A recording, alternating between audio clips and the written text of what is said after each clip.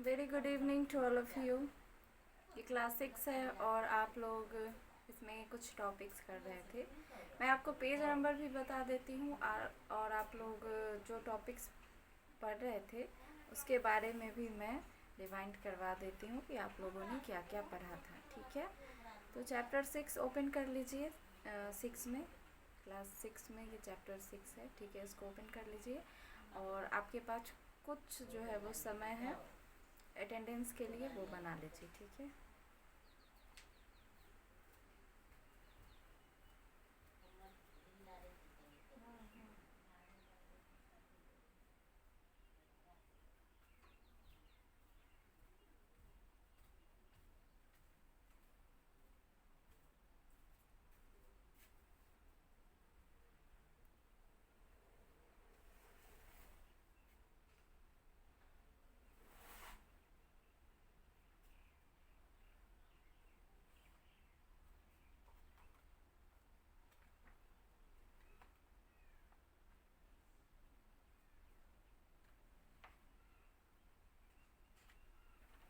देखिए आप लोग एक ही डायलॉग बॉक्स में बहुत सारे ऑप्शन को पढ़े थे। ठीक है, फॉर्मेट सेल्स आप लोग पढ़े थे, जो कि ये एक बता दिया गया था कि फॉर्मेट सेल्स जो है वो नॉर्मली वो ऑप्शन है, वर्ड में भी पढ़े थे आप लोग, और ये हर जगह होता है ज़्यादातर। ठीक है, तो एक्सेल में भी बताया गया है formatting cells using the formula format cell dialog box. ये जो आपका शुरू हुआ था फॉर्मेटिंग सेल डायलॉग बॉक्स, इसमें बहुत सारे ऑप्शंस लगातार जो है वो आप लोग पढ़े थे, जो कि नंबर टैब से स्टार्ट हुआ था। नंबर एलिमेंट आप लोग पढ़े थे, फिर दूसरे दिन आप लोग पढ़े थे फॉन्ट और बॉर्डर, और लास्ट पढ़े थे आप लोग फिल और प्रोटेक्शन। ठीक है, ये सारे टैब थे जिसके बारे में आप लोग पढ़ चुके थे। आज हम लोग शुरुआत करेंगे, और आप लोग का शुरुआत भी हुआ था कुछ फार्मूला इन एक्सेल, और हाँ, फार्मूला इन एक्सेल में आप लोगों ने अरिथमेटिक ऑपरेटर्स को पढ़ा था। उसमें कुछ क्वेश्चंस दिए गए थे, ठीक है, जिसमें आप लोगों को बोला गया था बना लेने के लिए। तो आई होप आप लोग बना लिए होंगे। वो काफ़ी नॉर्मल कैलकुलेशन है। ठीक है, सब्ट्रैक्ट, एडिशन और क्या डिवीजन, ये सब करना आपके लिए आसान होगा, मल्टीप्लिकेशन। तो क्वेश्चंस, अगर आपको किसी क्वेश्चन में प्रॉब्लम है, मैं 2 क्वेश्चन ऑलरेडी बता चुकी हूँ, एक एग्जाम्पल समझा चुकी हूँ। तो अगर आपको कहीं पे किसी क्वेश्चन में अगर दिक्कत है, जो 6 क्वेश्चन दिए गए थे उसमें, तो आप पूछ सकते हैं। उस क्वेश्चन का नंबर लिख दीजिए या फिर वो क्वेश्चन ही मुझे सेंड कर दीजिए, मैं उसका सॉल्यूशन आपको दे दूँगी। ठीक है, चलिए अब आगे हम लोग बढ़ेंगे। कंपैरिजन एंड रिलेशनल ऑपरेटर्स, जो कंपेयर करने वाले ऑपरेटर्स होते हैं उसके बारे में देखेंगे। ठीक है, चलिए आइए पढ़ते हैं। मैं पेज नंबर लिख देती हूँ। ये पेज नंबर 66 है। पेज नंबर कितना हो जाएगा? 66। ओके, और चैप्टर आपका ये थोड़ा लॉन्ग है, टॉपिक्स इसमें काफ़ी ज़्यादा है, तो कुछ दिन और चलेगा। आइए शुरू करते हैं। टू कंपेयर टू वैल्यूज़, अगर आपको टू वैल्यू को कंपेयर करना, उसके बीच तुलना करना है, तो कंपैरिजन ऑपरेटर्स आर यूज्ड। तो हम लोग कंपैरिजन ऑपरेटर्स का इस्तेमाल करते हैं। The result is always a logical value. Result जो है हमेशा लॉजिकल वैल्यू में होता है, दैट इज़ आइदर ट्रू और फॉल्स। तो यहाँ पे इसका रिज़ल्ट जो है फाइनल या तो ट्रू होगा या फॉल्स होगा। ठीक है, for example equal to, greater than, less than, greater than और इक्वल टू, लेस देन और equal to, and not equal to. ठीक है, यहाँ पे ये चीज़ दिया गया है, और इन सभी को हम लोग फंक्शन कहते हैं। और ये कैसे फंक्शन है? कंपैरिजन वाले हैं, तुलनात्मक फंक्शन है, तुलना करने वाला। ठीक है, तो फंक्शन में आप देख रहे हैं इक्वल टू है, ऑपरेटर का मतलब सिंबल भी देख रहे हैं ऑपरेटर में, और जैसे A1 सेल में 1 है और B1 सेल में 7 है, तो A1 is equal to B1 ये फार्मूला हो गया। और लास्ट में आउटपुट इसका फॉल्स होगा, क्योंकि 1 और 7 बराबर नहीं है। ठीक है। दूसरा दिया गया है ग्रेटर देन 2 ग्रेटर देन 8। ठीक है, देख रहे हैं आप लोग। तो A1 ग्रेटर देन B1, तो ये भी फॉल्स है, क्योंकि 2 8 से बड़ा नहीं है। आगे देख रहे हैं हम लोग लेस देन 3। A1 सेल में अगर हम 3 टाइप करें और B1 सेल में 9 टाइप करें, तो फार्मूला क्या बनेगा? A1 less than B1। तो क्या ये सही होगा? बिल्कुल सही होगा। आपके बुक में वैसे भी ऑलरेडी दिया गया है। तो यहाँ पे ये क्या हो जाएगा? ट्रू हो जाएगा। ठीक है, क्योंकि 3 9 से कम है। आगे है ग्रेटर देन और इक्वल टू। अगर A1 सेल में हम 4 टाइप करें और B1 सेल में 8 टाइप करें, और वहाँ पे होगा क्या? फॉर्मूला क्या बनेगा? A1 greater than equal to B1। ठीक है, तो ये आंसर क्या हो जाएगा? फॉल्स हो जाएगा। 4 यहाँ पे पूछा जा रहा है, या तो 8 के बराबर है या 8 से बड़ा है, तो ऐसा नहीं है। इसमें 2 चीज़ें हैं। जैसे बोला गया है ग्रेटर देन और इक्वल टू, तो क्या 4 8 से बड़ा है या उसके बराबर है? तो ये दोनों ही कंडीशंस यहाँ पे फेल हो जाएंगे, क्योंकि 4 जो है वो 8 से यानी 4 8 से बड़ा भी नहीं है और उसके बराबर भी नहीं है। ठीक है। उसके बाद है लेस देन और इक्वल टू। यहाँ पे OE टाइप हो गया है, हो सकता है टाइपिंग मिस्टेक्स या प्रिंटिंग मिस्टेक्स भी हम कह सकते हैं। तो OE नहीं समझे आप लोग, OR समझे इसको, और। ठीक है, लेस देन और इक्वल टू। यहाँ पे अगर A1 सेल में हम 5 ले और B1 सेल में 7 ले, तो यहाँ पे फॉर्मूला बनेगा A1 लेस देन और इक्वल टू B1। क्या ये कंडीशन ट्रू होगा? तो जैसा कि आपके बुक में भी बताया गया है और ये कंडीशन वैसे ट्रू है, तो क्या होगा? आंसर यानी आउटपुट ट्रू होगा। क्यों होगा? क्योंकि यहाँ पे बोला जा रहा है लेस देन और इक्वल टू, तो बिल्कुल सही है। 5 जो है 7 से छोटा है। ठीक है, आगे बढ़ते हैं। नॉट इक्वल टू, तो नॉट इक्वल टू में आप देख रहे हैं 6 लिया गया है A1 सेल में, और B1 सेल में हम 6 टाइप करेंगे और फॉर्मूला क्या बनेगा? A1 not equal to B1। तो यहाँ पे ये कंडीशन क्या हो जाएगा? फॉल्स हो जाएगा, क्योंकि 6 के बराबर है और यहाँ पे है नॉट इक्वल टू। तो दिया गया है कि 6 और 6 जो है वो अपने आप से बराबर नहीं है, तो ये कंडीशन जो है फॉल्स हो जाएगा, क्योंकि 6 अपने आप से कोई तो बराबर ही होता है ना, 1 के बराबर ही होगा। तो ये जो है कंपैरिजन वाले, इसको आई होप आप लोग समझ गए होंगे। इसको नॉर्मली हम सेल्स में लिखते हैं। सेल जो होते हैं एक्सेल के वर्कशीट में हम लोग टाइप करते हैं। Writing simple formulas, every formula must begin with an equal to sign. आप सभी जानते हैं कोई भी फार्मूला जो स्टार्ट होता है वो इक्वल टू साइन से ही स्टार्ट होता है ना। जैसे अगर आपको टाइप करना है एक्सेल के वर्कशीट में कोई भी फार्मूला, जैसे आप फार्मूला देख रहे हैं, तो वो फार्मूला जो है इक्वल टू साइन के साथ ही स्टार्ट होगा। ठीक है, बिना इक्वल टू के आप इसको शुरू नहीं कर सकते, ये गलत हो जाएगा, इसका रिजल्ट भी आपको नहीं मिल पाएगा। There must be an operators to operate on the data. यहाँ पे जो है जो डेटा आप देख रहे हैं, ऑपरेटर्स देख रहे हैं, यहाँ पे बोला जा रहा है there must be an operators. आपको यहाँ पे ऑपरेटर अगर ऑपरेट करना है, डेटा को ऑपरेट करना है, तो ऑपरेटर्स देना भी ज़रूरी है। ऑपरेटर्स में क्या है? ये सारे के सारे सिंबल है। ठीक है, equal to, not equal to, less than, greater than, ये सभी क्या है? ऑपरेटर्स है। अगर आपको ऑपरेट करना है किसी भी डेटा को, तो ऑपरेटर्स देना ज़रूरी होता है।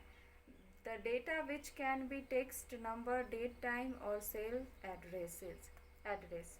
तो यहाँ पे ये बात भी एकदम सही बताया गया है कि डेटा जो है क्या हो सकता है? विच कैन बी टेक्स्ट, जो है ना, टेक्स्ट हो सकता है, नंबर हो सकता है, डेट टाइम हो सकता है और सेल एड्रेस भी हो सकता है। ये सभी मिलाकर क्या हो सकता है? एक डेटा हो सकता है। जैसे यहाँ पे आपके बुक में ही दिया गया है ये function operator A1 B1 cell और फॉर्मूला आउटपुट, ये सभी क्या है, एक प्रकार का डेटा ही है। ठीक है, चलिए तो ये आप लोग देख लिए, समझ गए। अब आगे हम लोग बढ़ते हैं कि इन सभी का इस्तेमाल हम क्यों करते हैं। तो देखिए एक्सेल के वर्कशीट में इन सभी का होना ज़रूरी है। क्या सभी का होना ज़रूरी है, जैसे आपके बुक में function, operator, A1 B1 cell और फॉर्मूला आउटपुट ये दिया गया है, अगर इसको हम टाइप करते हैं तो एक सीक्वेंस में ये टाइप भी होता है और हमें रिज़ल्ट भी बहुत अच्छे से प्राप्त होता है, क्योंकि ये आपका कोई नोटबुक का पेज नहीं है जो आप अपने आप लिखेंगे, अपने हाथ से लिखेंगे और जहाँ मन चाहे लिखेंगे और अच्छे से इसका रिज़ल्ट ले लेंगे। आप किसी भी मशीन में काम कर रहे हो और उसके अंदर जो सॉफ्टवेयर है यानी एक्सेल है, उसमें एक्सेल प्रोग्राम भी कह सकते हैं उसको, तो अगर उस प्रोग्राम में आप कुछ कर रहे हैं तो वो उसका एक नियम होता है, उसका एक रूल होता है जिसके अकॉर्डिंग हमें काम करना पड़ता है। ठीक है, तो इसका यही रूल है। अगर मैथमेटिकल ऑपरेटर्स आप यूज़ कर रहे हैं, कंपैरिजन वाले ऑपरेटर्स या कुछ ऐसा कैलकुलेशन कर रहे हैं एक्सेल के वर्कशीट में, तो आपको ये सभी चीज़ें देना, जानना इसके बारे में बहुत ही जो है ये इम्पोर्टेंट होता है। ठीक है,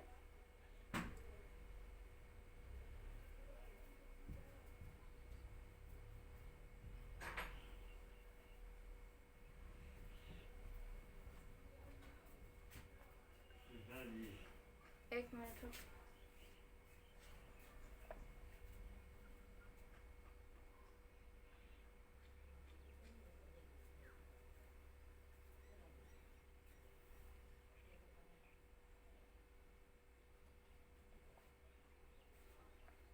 चलिए कंटिन्यू करते हैं। तो यहाँ पे दिया गया है, let's see some examples of writing simple formulas. तो नॉर्मल इसमें बताया गया कि सिंपल फार्मूलाज को लिख के हम कैसे जो है रिज़ल्ट लाते हैं एक वर्कशीट में, एक डेटा में। ठीक है, आइए देखते हैं। तो कुछ एग्जांपल दिया गया है। स्टेप फर्स्ट है, select the cell where the answer will appear. उस सेल को हम लोग सिलेक्ट करते हैं जहाँ पे आंसर को अपीयर करना है यानी लाना है, हमें देखना है। सेकेंड स्टेप है, type the equal to sign. अगर आपको ये ऐड करना है तो इक्वल टू साइन हम लोग टाइप करेंगे और with the formula that you want. तो फार्मूला जो आप चाहें उसको लिख सकते हैं, जैसे कि 5+5 है ना, तो ये जो है इक्वल टू साइन आप लिखेंगे और आपको क्या करना है, 5+5 करना है। तो एक छोटा सा मैं वर्कशीट बनाती हूँ यहाँ पे, आप लोग देख सकते हैं। तो मान लीजिए A1 और B1 था ना, आप लोग पढ़े हैं बुक में क्या, A1 और B1, तो हम कोई भी सेल ले सकते हैं। ठीक है, D1 और क्या ले सकते हैं, B1 है ना, तो C1 और D1 भी ले सकते हैं। ठीक है, और यहाँ पे 5 होगा और यहाँ पे 5 होगा।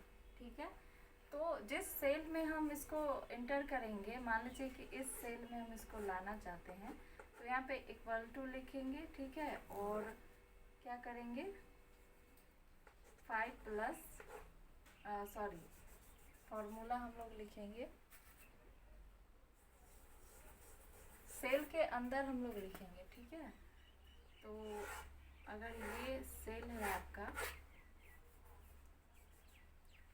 तो देखिए इसके अंदर हम क्या लिखेंगे, इसके अंदर आप इस प्रकार से लिख सकते हैं, equal to C1 plus D1।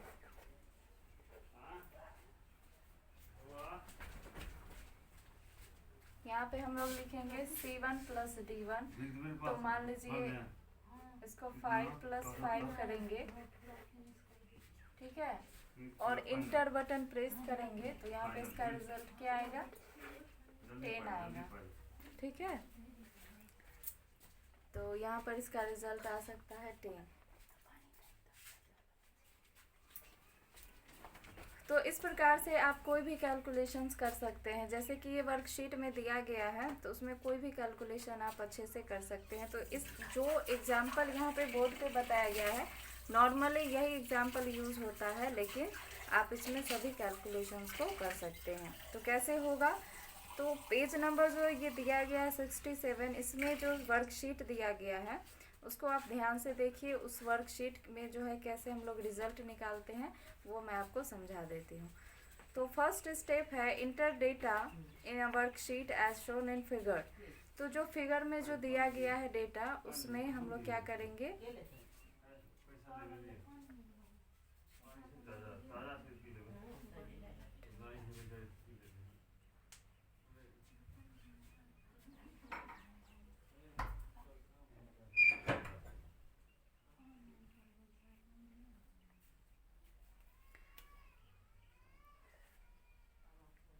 ठीक है। तो जैसे यहाँ पे पहला बताया गया है कि inter data in a worksheet, यानी वर्कशीट में हम डेटा को टाइप कर सकते हैं कैसे। तो एक सेल लिया गया है, आप ऊपर में ध्यान से देखेंगे तो यहाँ पे आपको कुछ ABCD के लेटर्स दिखेंगे, ठीक है। तो हम कोई भी सेल ले सकते हैं, ए से स्टार्ट होता है, ठीक है। और यहाँ पे हम कोई भी सेल ले सकते हैं। तो जब ए से स्टार्ट है तो वहाँ पे जे भी मिलेगा ही आपको, तो कहीं पे भी आप लिख सकते हैं। तो यहाँ पे JKLMNO को लिया गया है और इसमें जे वाले सेल में रोल नंबर, के में जो है नेम, और एल में इंग्लिश लिखा गया है सब्जेक्ट का नाम, एम में हिंदी लिखा गया है ये भी सब्जेक्ट का नाम है, और एन में मैथ्स लिखा गया है ये भी सब्जेक्ट का नाम है, और लास्ट ओ में टोटल लिखा गया है, ठीक है। तो जो रोल नंबर देख रहे हैं आप लोग 1 2 3 4 5 6 करके ये सीरियल नंबर है। और नेम में आप किसी का भी नाम लिख सकते हैं, आपके बुक में जो दिया गया है वो, और हम कोई भी नाम लिख सकते हैं। और इंग्लिश में जो नंबर्स देख रहे हैं आप लोग 99 98 87 76 65 या 55, आप कुछ भी टाइप कर सकते हैं सिंपली कैलकुलेशन करने के लिए, ठीक है। ऐसा रियल भी किसी का हो सकता है, और वैसे तो ये आप इसमें लैब करने के लिए या सिंपली कोई भी कैलकुलेशन करने के लिए कोई भी नंबर आप ले सकते हैं। तो हिंदी हो गया, मैथ हो गया और टोटल हो गया। तो मान लीजिए ये 99 है और 99 है हिंदी में भी और इंग्लिश में भी। 1 मिनट।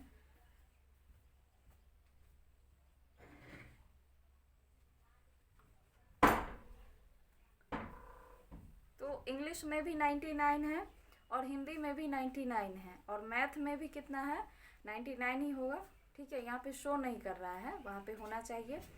तो हम मान के चलते हैं, फिर ऐड करके देख लेंगे। और यहाँ पे स्टेप 2 में बताया गया है click in the cell where formula has to be entered, यानी उस सेल में हम लोग क्लिक करेंगे जहाँ पे हम फार्मूला को इंटर करना चाहते हैं, ठीक है। आगे बढ़ते हैं। अगला दिया गया है has to be entered, for example click in the cell below the total heading. तो जो टोटल का हेडिंग है ना, तो मान लीजिए हम मनीष का टोटल कर रहे हैं, तो जहाँ पे टोटल है उसके हेडिंग में हम लोग इक्वल टू करके फॉर्मूला टाइप करेंगे। फिर मान लीजिए सेकंड में कपीश नाम दिया गया है, तो वहाँ पे हम क्या करेंगे, टोटल के सामने इसका अगर टोटल करना है तो हम लोग इक्वल टू का सिंबल देके और फॉर्मूला टाइप करेंगे, ये हमारा हो जाएगा, ठीक है। तो इस प्रकार से हम लोग कैलकुलेशन करते हैं। तो दिया गया and type the formula specify the cell address with the arithmetic operator, यानी जो सेल का एड्रेस है, यानी कौन से सेल में ये टाइप है, ये फार्मूला जो है कौन से सेल में नंबर्स जो है उसका टाइप है वो देंगे। और हम लोग जो ये चीज़ देख रहे हैं अरिथमेटिक ऑपरेटर्स वो भी डालेंगे साथ में। अरिथमेटिक ऑपरेटर में क्या आएगा, ऐड का ऑपरेटर आएगा, सब्ट्रैक्ट का आएगा, मल्टीप्लिकेशन का, डिवीजन का, एस्ट्रिक का, और क्या आएगा, ये सभी आते हैं, बस इससे ज़्यादा क्या आएगा। और ज़्यादा से ज़्यादा पैरेंथेसिस आ सकता है, ठीक है, ये यूज़ करने के लिए। तो यहाँ पे हम लोग फॉर एग्जांपल दिया गया है L10 और प्लस M10 और प्लस N10 करके दिया गया है। LMN सेल है और 10 जो दिया गया है वो सेल का नंबर है कि इतने नंबर सेल में ये होगा। सेल का भी नंबर होता है, यानी ए जो लिखा हुआ होता है ना सेल, आप एक्सेल का वर्कशीट देखिएगा तो ए के जस्ट बगल में 1 से स्टार्ट होता है, और वो जब सेल का नंबर 1 से स्टार्ट होता है आप देखेंगे तो ये जे जो है आप देख रहे हैं जहाँ से ये वर्कशीट लिया गया है, सिलेक्ट किया गया है, ये सेल यहाँ पे दिखाया गया नहीं है लेकिन वो होगा 10, ठीक है, 10 से होगा, इसीलिए यहाँ पे सेल का नंबर दिया गया है। क्योंकि सेल का नंबर भी दिया जाता है कि ये सेल 10 नंबर सेल में है तभी जो है इसका कैलकुलेशन आपको दिखाएगा। अगर आप सेल का नंबर गलत लिखते हैं और सेल का नेम भी गलत लिखते हैं, यानी LMN में है ये नंबर्स, तो आपका जो है कैलकुलेशन गलत होगा और आंसर भी नहीं आएगा। ठीक है, तो हम यहाँ पे LMN जो सेल है वहाँ पे L+M+N तो लिखेंगे, साथ में सेल का नंबर भी लिखेंगे क्योंकि ये 10 नंबर सेल में है। ठीक है, और तब जाके हम लोग इंटर प्रेस करेंगे, और ऑपरेटर भी साथ में देना होगा, प्लस कर रहे हैं, माइनस कर रहे हैं, जो भी आप डिवीजन कर रहे हैं, और इंटर बटन प्रेस कीजिएगा तो इसका टोटल जो है 298 करके आया है। ठीक है, तो इसको ऐड करने से ऐसा हो सकता है, रिजल्ट आ सकता है। अब मान लीजिए इसी प्रकार से आपको करना है, तो 98 कपीश का क्या है, LMN में कितने नंबर्स है उसको सेल में देख रहे हैं आप लोग, 98, 87 और 89। ठीक है, इस प्रकार से आप देख सकते हैं कि इसको ऐड करेंगे तो हम लोग, ये सेल नंबर 10 है ना ऊपर वाला, तो ये क्या हो जाएगा, एक बढ़ा दीजिए 11 हो जाएगा। तो क्या होगा, L11 + M11 + N11 is equal to 98, 87, 89 को ऐड करके वहाँ पे बता देगा। ठीक है, इस प्रकार से हम सभी का निकाल सकते हैं। और मान लीजिए अगर एक का भी निकाल लिए ना आप लोग, यहाँ पे एक चीज़ मैं बता देती हूँ, अगर आप एक का भी निकाल लिए और उसको ड्रैग करके खींच दिए तो सारा ऐड करके आपको बता देगा। मैं इसका जब लैब करवाऊंगी तो आप लोग देखेंगे कि कितना आसान है इसमें कैलकुलेशन करना।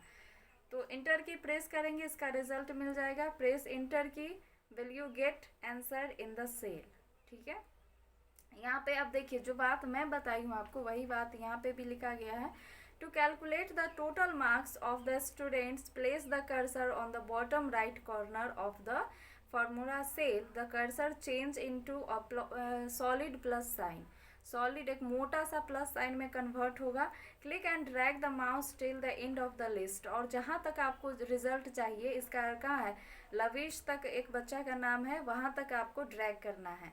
ठीक है, अब ड्रैग करके उसको जैसे ही छोड़िएगा क्या होगा, रिलीज द माउस बटन, तो सारे रिजल्ट आपको इकट्ठा दिख जाएगा। कैसे, देखिए यहाँ पे मैं आपको बता रही हूँ, ये जो 298 आया ना, तो उस सेल में क्या होगा, 298 आया, मैं आपको बस सेल का पिक्चर ड्रॉ करके बताती हूँ कि कहाँ से कहाँ क्या करना है।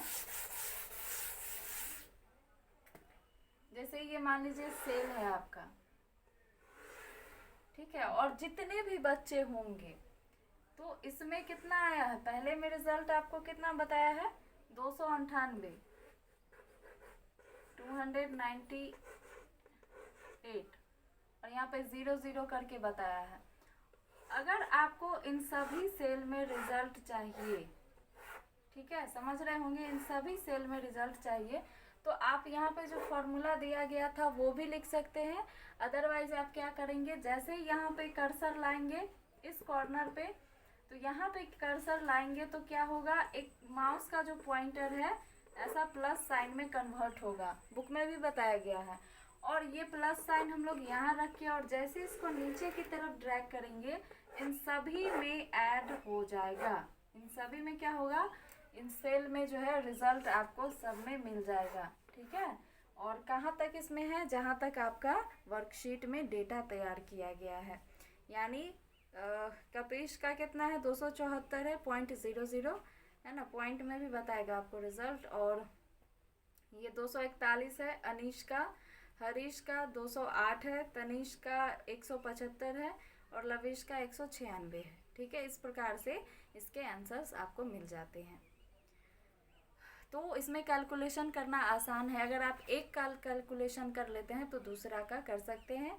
अदरवाइज आप जो फॉर्मूला देखे हैं L+M+N और सेल नंबर 10 और ये ऑपरेटर प्लस है जोड़ रहे हैं हम लोग, तो ये सभी टाइप कीजिएगा तो भी आपको रिजल्ट मिलेगा, लेकिन इसको बार बार सभी सेल में जाके करना पड़ेगा।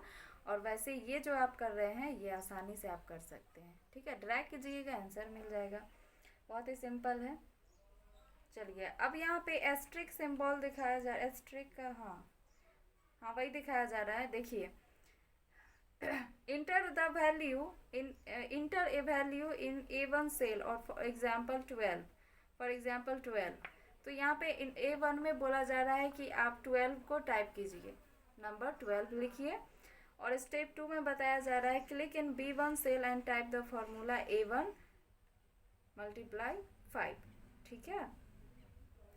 तो यहाँ पे बोला जा रहा है कि आप फॉर्मूला टाइप कीजिए। अच्छा, ये भी तरीका है कि A1 मल्टीप्लाई 5, तो A1 में आप 12 टाइप किए हैं, फॉर्मूला में उसको क्या सेल में लिख रहे हैं, फॉर्मूला में सेल का नाम ही लिख रहे हैं ना A1, और मल्टीप्लाई 5 लिख रहे हैं। तो यहाँ पे क्या होगा, A1 में क्या है, इंटर की प्रेस कीजिएगा, तो A1 में 12 हम लोग लिखे हैं, और यहाँ फॉर्मूला B1 में A1 मल्टीप्लाई 5 लिख रहे हैं।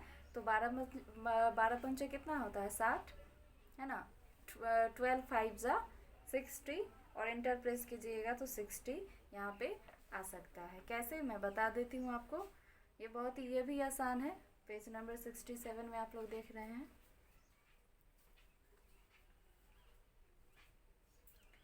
जैसे देखिए, अगर आप कोई सेल लेते हैं, ठीक है, मैं यहाँ पे बताती हूँ, शायद आपको दिखे, ठीक है। तो यहाँ पे आपको बोला जा रहा है कि A1 सेल में ये A1 सेल ले लीजिए, ठीक है, और इसको B1 मान लीजिए। एक्सेल में ऐसा होता है, ठीक है। और यहाँ पे इसके नीचे बहुत सारी सेल होंगी, A1 और B1 ले लिए हम लोग, ठीक है। अब यहाँ पे बोला जा रहा है आपको कि A1 में 12 टाइप कर दीजिए, और B1 में आइए और फॉर्मूला टाइप कीजिए A1, ये मल्टीप्लाई एस्ट्रिक का सिंबल है, और 5 टाइप कीजिए, ठीक है। तो आप अब जैसे ही इंटर बटन प्रेस कीजिएगा तो रिजल्ट क्या आएगा, इसी सेल में रिजल्ट क्या आएगा। तो A1 में आप देख रहे हैं 12 है और मल्टीप्लाई 5 है, तो इसका रिजल्ट क्या आएगा बताइए। मल्टीप्लाई करके इसका रिजल्ट 60 आएगा। तो ये हट जाएगा फॉर्मूला, और यहाँ पे क्या आ जाएगा, 60 आ जाएगा। आई होप आप लोग समझे होंगे आज की क्लास को बहुत अच्छे से।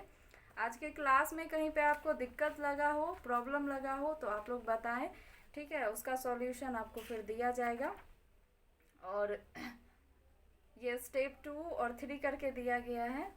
चलिए, इसको भी हम लोग कल पढ़ेंगे। प्रिंसिपल है, इंटरेस्ट है, रेट है, टाइम है, और इंटरेस्ट है, ठीक है। और इन सभी को मल्टीप्लाई करना हो तो B1 multiply B2 multiply B3 और डिवाइडेड बाई 100 करके दिया गया है। इसका कैलकुलेशन इंटर प्रेस कीजिएगा, मिल जाएगा, ठीक है। और B4 सेल में आपको प्राप्त हो जाएगा। तो चलिए, हम लोग पेज नंबर 68 से कल पढ़ेंगे। आज की क्लास को यहीं पे समाप्त करते हैं। अगले दिन के लिए अब अगला टॉपिक रखते हैं जो इसमें दिया गया है, ठीक है। चलिए।